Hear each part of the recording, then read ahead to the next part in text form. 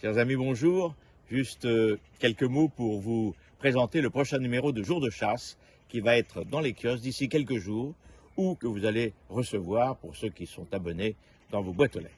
Mais avant de vous en dévoiler le contenu, je voudrais à nouveau vous remercier de vive voix par le biais de cette lettre, que vous soyez lecteurs, annonceurs, partenaires, de nous avoir suivis, soutenus avec une grande constance dans ces moments qui sont difficiles. Je le sais pour chacun d'entre vous.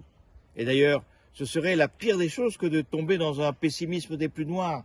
Cette crise sans précédent, loin de nous paralyser, doit servir à rebondir avec plus de force. Crise ou pas crise, vous retrouverez toutes les rubriques qui font le succès de Jour de chasse depuis ses origines. Je vous recommande particulièrement un entretien avec Paul Mougenot, président de l'Association nationale Petit Gibier. Ce jeune agriculteur nous rappelle que la chasse est partie intégrante de la biodiversité par ses aspects de gestion et de préservation, que l'avenir de cette petite faune si malmenée par l'agriculture intensive est l'un des enjeux de la chasse de demain. Un avenir, vous le savez, qui se joue à Bruxelles avec la négociation de la nouvelle politique agricole commune. Nous vous emmenons ensuite au Maroc, avec de la fauconnerie et la chasse du ganga, cette tourterelle au vol si rapide, si déroutant et si difficile pour les faucons.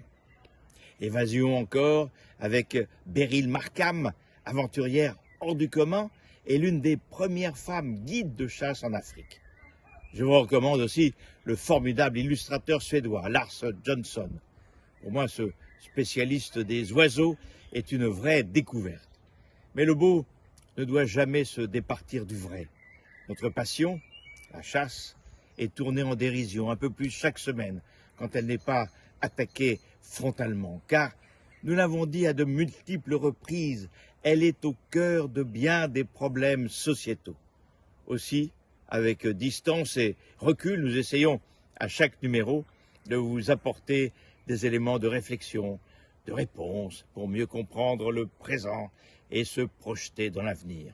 Alors, je vous donne rendez-vous en septembre pour fêter avec nous notre 20e anniversaire. En attendant, bonne lecture et bel été à tous.